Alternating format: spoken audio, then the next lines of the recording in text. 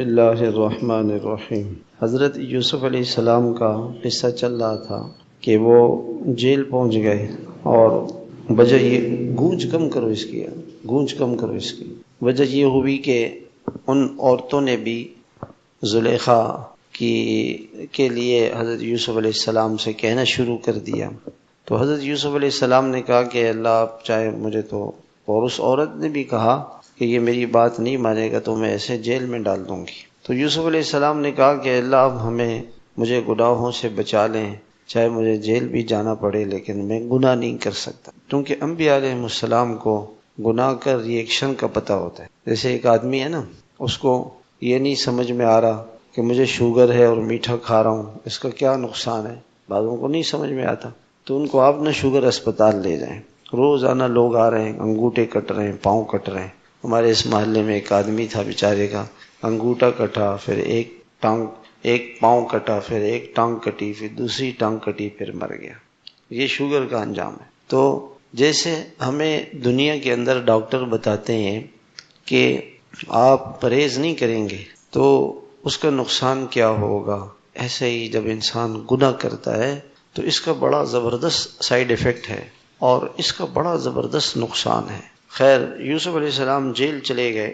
اللہ تعالیٰ نے وہاں جیل میں ان کے یہ عرض کیا تھا کہ 2 قیدی تھے اور انہوں نے خواب دیکھا۔ یوسف علیہ السلام نے ان کو تعبیر بتائی اور ایک قیدی کو کہا کہ تم چپکے سے کہا کہ تمہیں رہائی ملے گی تو تم جا کے جو ہے نا بادشاہ سے میرا تذکرہ کر دینا۔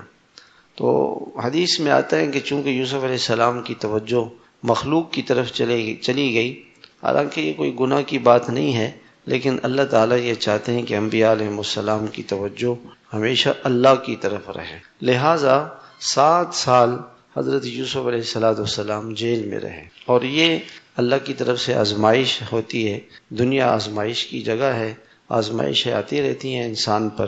7 سال کے بعد اللہ تعالیٰ نے ایک خواب کو ذریعہ بنایا یوسف علیہ السلام کی رہائی کا۔ جب انسان کے ساتھ اللہ ہو اور اللہ اس سے راضی ہو تو کسی بھی موقع پر انسان مشکلات میں نہیں رہ سکتا۔ مشکل تو آتی ہے چونکہ دنیا ہے، امتحان کی جگہ ہے، لیکن اللہ اس سے نکال لیتے۔ مسئلہ کہاں پہ پریشانی آتی ہے کہ پریشانی آئی، انسان اللہ کو بھول گیا اور یہ شکوے شکایتیں کرنے لگا کہ اللہ کو میں ہی ملا تھا اور میں نے کون سا گناہ کیا تھا، میرے سے کیا گناہ ہوا تھا۔ الٹا اللہ پر احسان جتاتا ہے، اللہ کی طرف رجوع نہیں کرتا۔ اگر انسان اللہ کی طرف رجوع کرے تو اللہ تعالیٰ یہ سارے اسباب اللہ کے ماتحت ہیں، اللہ کے اختیار میں ہے۔ وہی مصر جس کا بادشاہ فرعون تھا، وہ کیسے دعوے کرتا تھا، اللہ تعالیٰ نے اس کو مصر کے تخت سے اتار کر مصر کے دریا کے اندر، دریا بحر قلزم میں غرق کر دی، اور اس مصر کے جیل سے یوسف علیہ السلام کو ایک خواب کی بدولت نکال کر مصر کا بادشاہ بنا دیا۔ یہ عروج اور زوال، عزت اور ذلت، کامیابی اور ناکامی، کاموں کا بنانا اور بگاڑنا، یہ اللہ کے اختیار میں ہے۔ اللہ اپنی طاقت اور خدائی لوگوں کو بتانا چاہتے ہیں لیکن لوگ سمجھنے کے لیے تیار نہیں۔ ہمیشہ ہماری زبانوں پہ یہی آ رہا ہے، اس نے کیا وہ ہوگا، اس نے ایسا کیا اس نے ایسا کیا، سب کچھ اللہ کا کیا کرایا ہے۔ خیر، بادشاہ نے خواب دیکھا، وہ عجیب قسم کا خواب تھا کہ 7 جو ہیں وہ 7 یعنی گائے ہیں موٹی، اور ان کو دبلی گایوں نے کھا لیا، اور 7 بالیں ہیں، ہوشے ہیں، وہ ہری بری ہیں، اور 7 جو ہیں وہ سوکھی ہیں۔ لوگوں سے کہا کہ مجھے خواب کی تعبیر بتاؤ، انہوں نے کہا ایسی خیالی باتیں ہیں، ایسا کچھ نہیں ہے۔ وہ شخص جس کو یوسف علیہ السلام کے خواب کی تعبیر کی وجہ سے رہائی ملی تھی، اس کو یاد آیا، اوہو مجھے تو یوسف علیہ السلام نے کہا تھا کہ بادشاہ سے ذکر کر دینا اور میں تو بھول گیا۔ اس نے کہا کہ میں تمہیں اس کی تعبیر بتاتا ہوں۔ جیل آئے، یوسف علیہ السلام سے تعبیر پوچھی، تو ہمارے جیسا آدمی ہوتا وہ کہتا کہ بھی اب کیوں آئے، تمہارا کام پڑا ہے اس لیے آ گئے۔ انبیاء علیہ السلام کسی سے ضد، کینہ، حسد، بغض یہ چیزیں نہیں رکھتے، ان کا دل بڑا وسیع ہوتا ہے، ان کے اخلاق بڑے اچھے ہوتے ہیں۔ یہ کچھ نہیں، اس کا تذکرہ ہی نہیں کیا، اور لوگوں کی خدمت بے لوث کرتے ہیں، کوئی مفاد نہیں ہوتا۔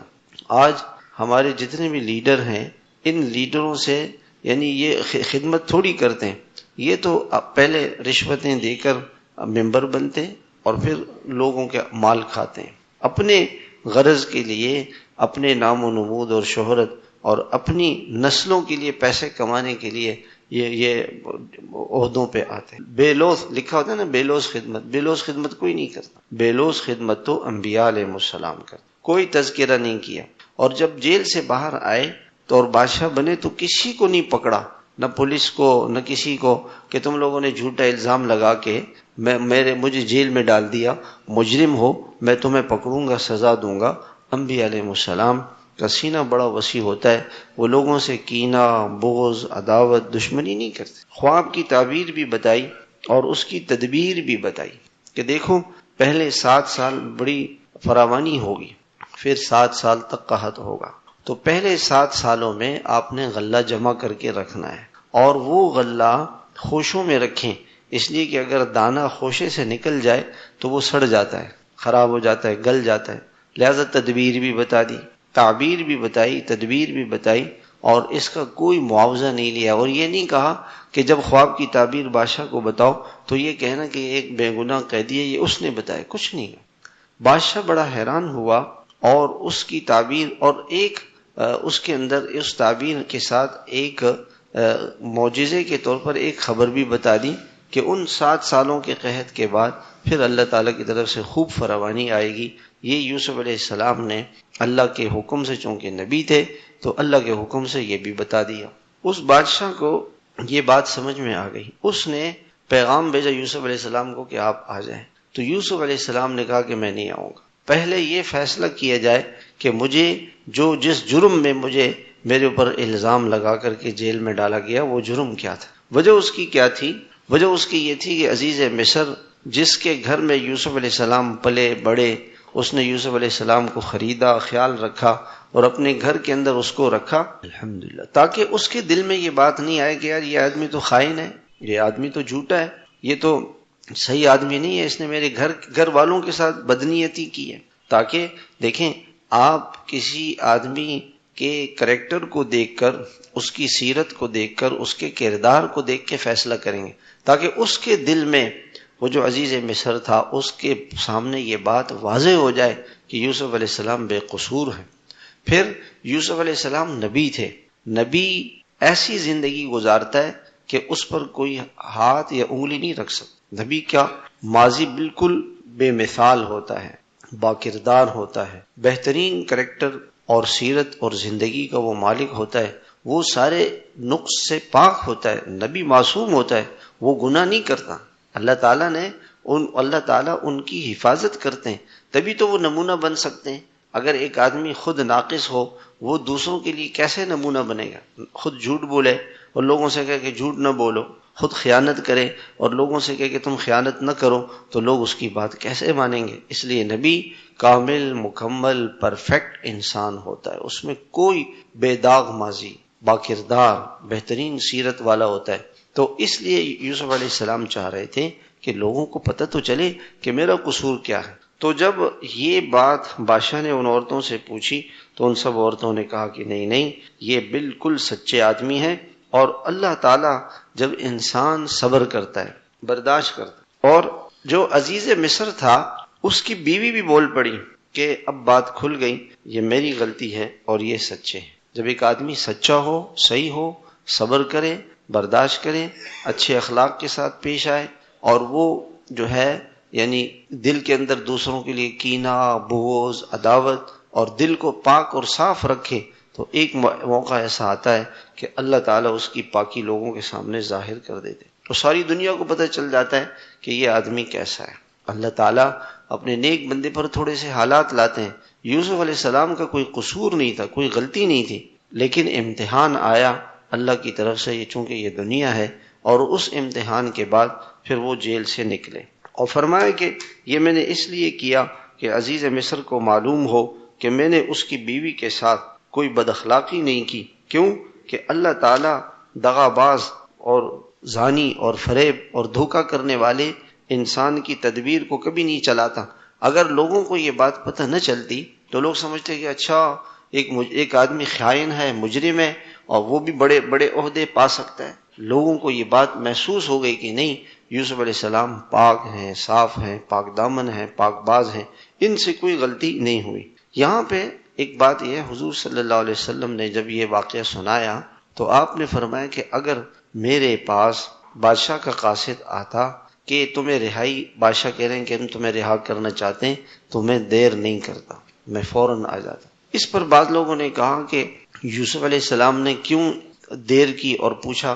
اس لیے کہ یوسف علیہ السلام افضل تو یہی ہے کہ آدمی اپنے اوپر سے الزامات ہٹا کے پاک صاف ہو کے بری کر دیا جائے مقدمے سے اور کیس سے، اور پھر وہ معاشرے میں آئے۔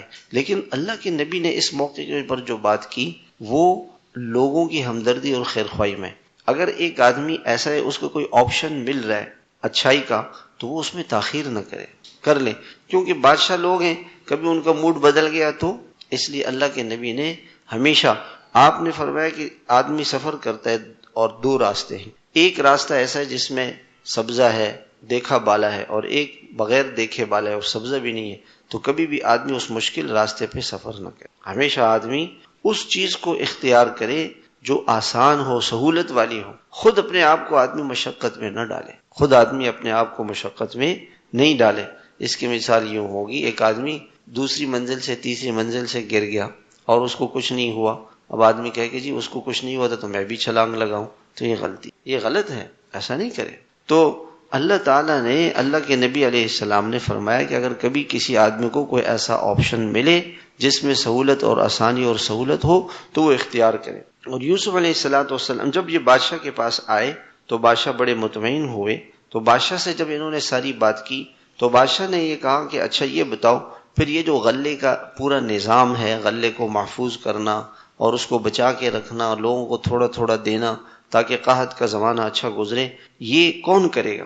تو یوسف علیہ السلام نے کہا کہ آپ مجھے مقرر کر دیں وزیر خزانہ، اور یہ خزانہ میرے ہاتھ میں ہوگا، منی حفیظ، میں اس کی پوری نگرانی کروں گا، حفاظت بھی کروں گا، اور مجھے اس کا پورا طریقہ علم بھی آتا ہے۔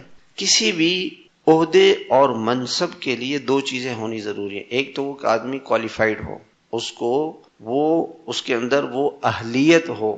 ایک آدمی کے پاس وہ آپ نے اس کو اکاؤنٹنٹ بنا دیا اور اس نے سی اے ہی نہیں کیا ہے، جب ایک آدمی نے سی اے ہی نہیں کیا تو اکاؤنٹنٹ کیسے بن سکتا ہے؟ آپ نے اس سے نقشہ بنوا رہے ہیں اور اس نے انجینئرنگ ہی نہیں کی ہے، تو کوالیفائڈ ہونا چاہیے۔ دوسری بات کہ وہ آدمی ایماندار ہونا چاہیے، امانت دار ہونا چاہیے۔ اگر وہ کام چور ہے اور وہ آدمی خیانت کرتا ہے، دھوکے باز ہے، بے ایمان ہے، بے ایمانی کرتا ہے، امانت اس میں نہیں ہے تو صلاحیت اس میں، لیکن کام چور ہے، محنت نہیں کرتا، تو یہ آدمی آپ کا کام خراب کرے گا۔ کسی بھی کام کے کرنے کے لیے آدمی کوالیفائڈ بھی ہو، اور پھر اس کے ساتھ ساتھ اس آدمی کے اندر یعنی وہ بھی ہو، یعنی اچھی صلاحیت بھی ہو، ایمانداری ہو، امانت داری ہو۔ آج جو کافر قومیں دنیا میں ترقی کر رہی ہیں اس کی وجہ کیا ہے؟ میں نے ایک آدمی سے پوچھا، میں نے کہا امریکہ اتنی ترقی کیوں کر رہا ہے سائنس میں، ٹیکنالوجی میں، ہر چیز میں؟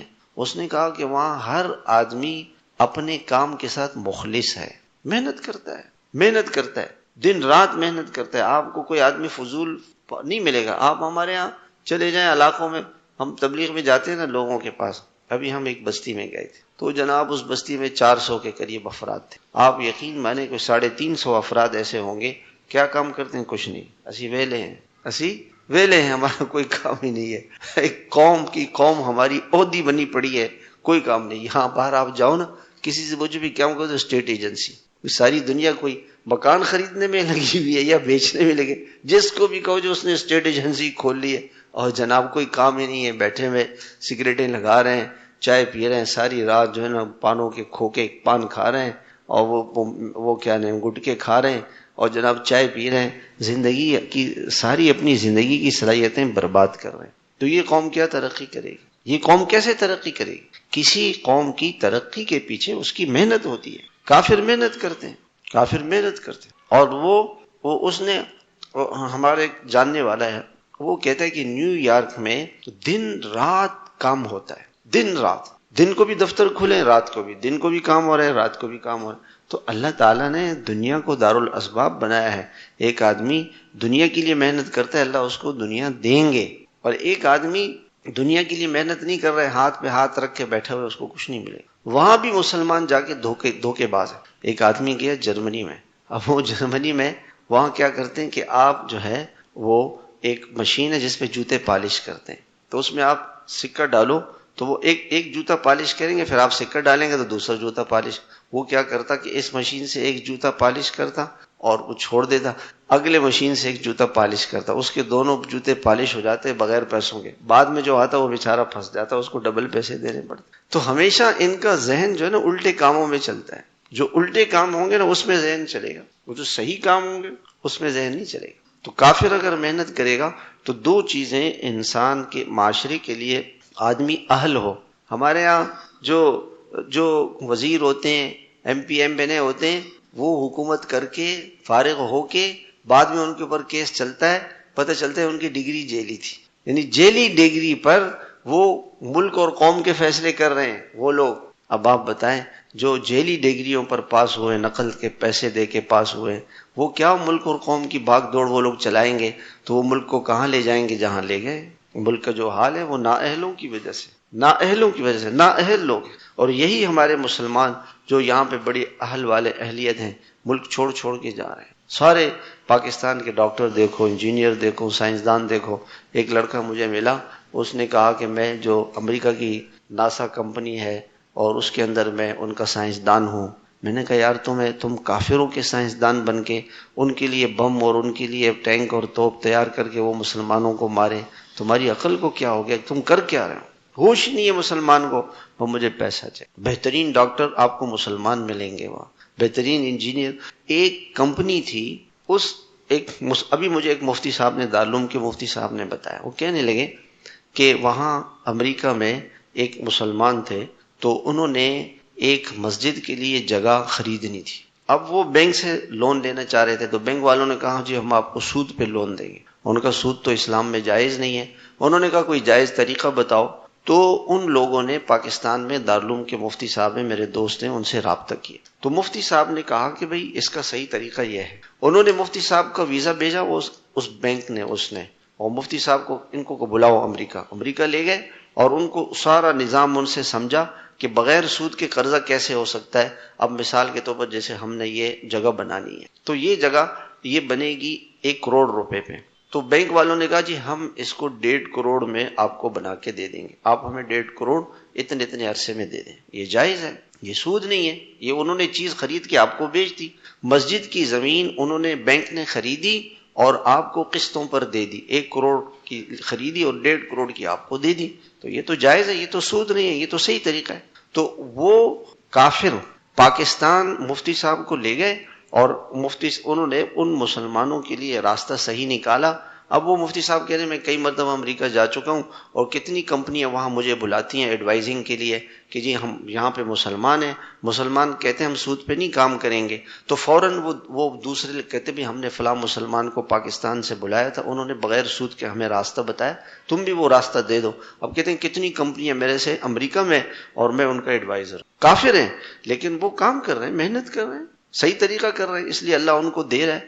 تو مسلمان اگر کام چور ہوگا تو وہ کبھی بھی ترقی نہیں کر سکتا۔ خیر، یوسف علیہ السلام کو اللہ تعالیٰ نے یہ دے دیا، بھائی آ گئے۔ جب بھائی آئے تو اللہ نے یوسف علیہ السلام سے کہا کہ اچھا جب بادشاہ بن گئے پھر بھی والد صاحب کو اطلاع نہیں دی، یہ اللہ کی طرف سے حکمت تھی اس میں۔ بھائی آ گئے، بس یعقوب علیہ السلام کا صبر تھا۔ بھائی آئے، بھائیوں کو بہت اکرام کیا، عزت دی، بڑا خیال رکھا۔ وہ باتوں میں پوچھتا رہا کہ تم کون ہو، کہاں سے آئے ہو؟ ان کا جی ہمارا ایک بھائی ہے، وہ بچپن میں بیڑیا اسے کھا گیا تھا اور وہ گم ہو گیا تھا۔ یہ ساری داستان وہ بتا رہے ہیں، یوسف علیہ السلام سن رہے، اور کہنے لگے کہ ہمارا ایک بھائی اور بھی ہے۔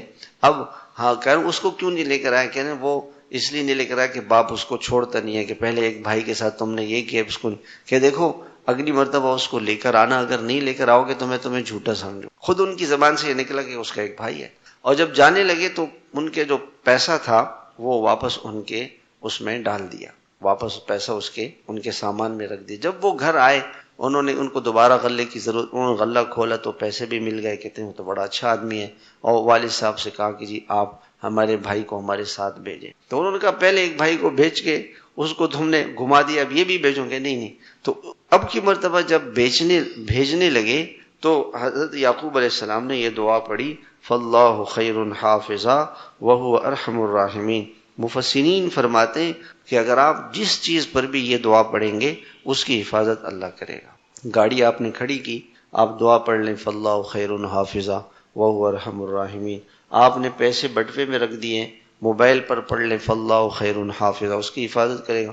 آپ مسجد میں جائیں، جوتے رکھیں، اس پہ یہ دعا پڑھیں، چور کبھی بھی اس کو ہاتھ نہیں لگا سکے، اللہ تعالیٰ آپ کی چیزوں کی حفاظت کریں گے۔ فاللہ خیر، الماری کو بند کرے فاللہ خیر حافظا وہو ارحم الراحمین، اپنے اوپر پڑھ کے پھونک دیں، اللہ آپ کی حفاظت کریں گے، گاڑی کی، تالے کی، جس چیز کی۔ خیر بھائی جب وہاں پہنچا تو اب اللہ تعالیٰ نے یوسف علیہ السلام کے لیے ایک تدبیر کی۔ جب یہ لوگ جانے لگے تو یوسف علیہ السلام نے کیا کیا کہ اپنے جو غلہ دینے والا تھا اس کو کہا کہ جو غلہ جس پیمانے سے تولا جاتا ہے وہ ان کے سامان میں چھپا دو۔ اب یہ لوگ غلے لے کے نکل آئے، جب نکل آئے تو یوسف علیہ السلام نے اپنے بھائی کو بتا دیا تھا کہ میں تمہارا بھائی ہوں اور میں ایسی تدبیر کروں گا کہ تم میرے پاس ٹھہر جاؤ۔ تو یہ لوگ جب باہر نکلے تو پولیس والے ان کو دوڑتے ہوئے آئے ان کے پاس کہ بھائی تم لوگوں نے بادشاہ کا جو وہ پیمانہ تھا وہ چوری کیا ہے۔ انہوں نے کہا جی ہم تو چور نہیں ہیں، ہم کبھی سامان کی تلاشی لیتے ہیں۔ ان کا اچھا یہ بتاؤ کہ اگر تم چوری میں تمہارے ہاں سے کوئی چیز مل جائے تو کیا ہوگا؟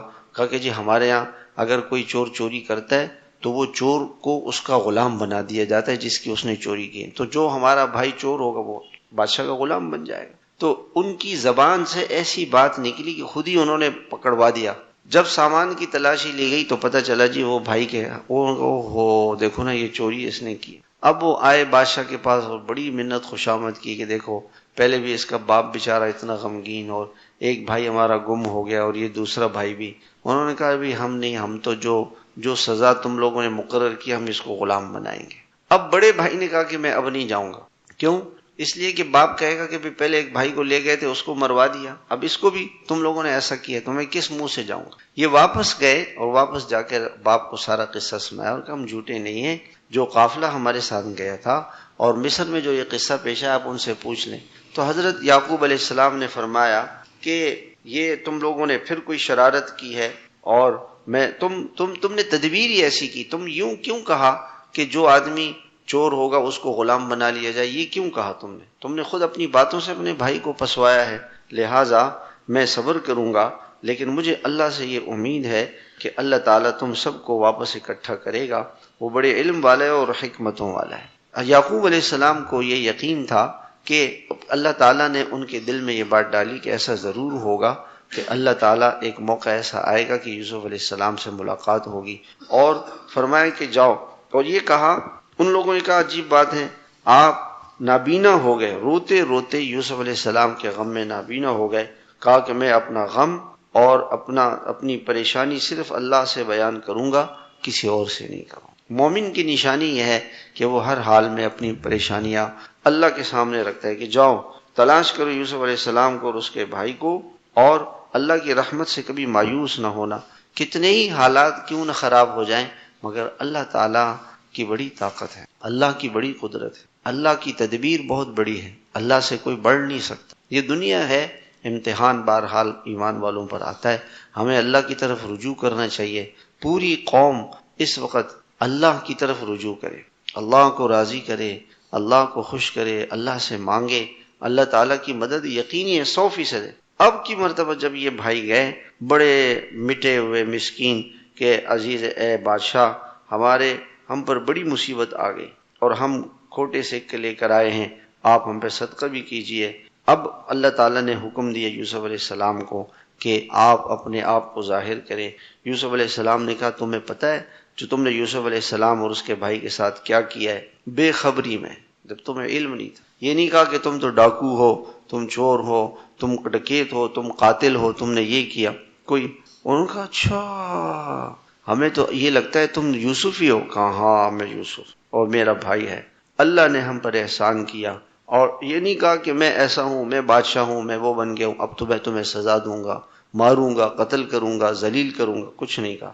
اور کہا خدا کا نظام یہ ہے جو اللہ سے ڈرتا ہے، صبر کرتا ہے، اللہ تعالیٰ اس کی محنت کو کبھی ضائع نہیں۔ سارے یوسف علیہ السلام کے قصے کا خلاصہ تقوی اور صبر ہے۔ انسان تقوی اختیار کرے، گناہوں سے بچے، اللہ کی نافرمانی سے بچے، صبر کرے، برداشت کرے، اللہ کی تقدیر پر راضی ہو تو اللہ ضرور مدد کرتے۔ خیر انہوں نے کہا کہ اوہو آپ ہمیں معاف کر دیں۔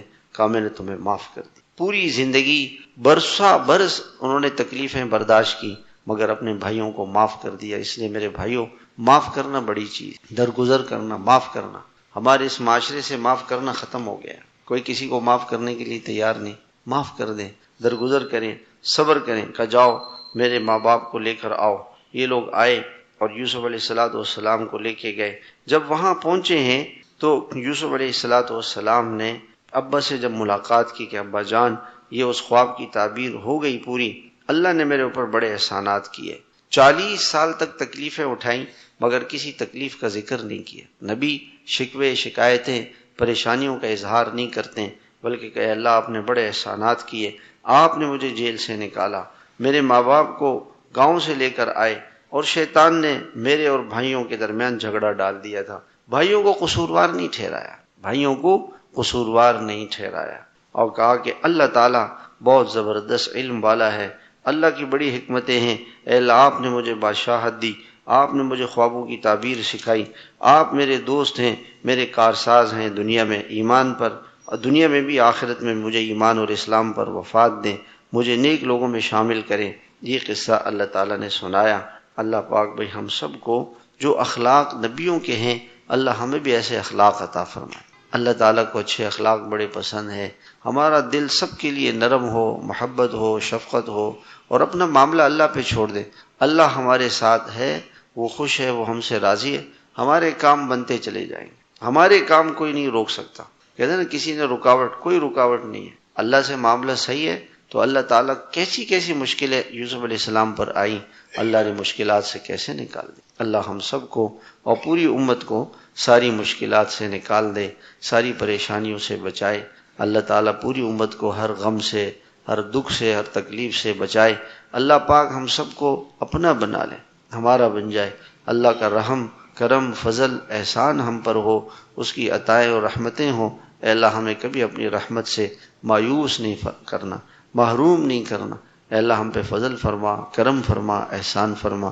امت مسلمہ کو اتحاد اور اتفاق نصیب فرما، اور اے اللہ کافروں کو ہدایت عطا فرما، اگر ان کے نصیب میں ہدایت نہیں ان کو تباہ و برباد فرما، ان کو آپس میں لڑا دے، بھیڑا دے، اور امت مسلمہ کی اللہ ہر شر سے حفاظت فرما۔ وصلی اللہ تعالی علی النبی الکریم وعلی آلہ وصحبہ اجمعین برحمتہ۔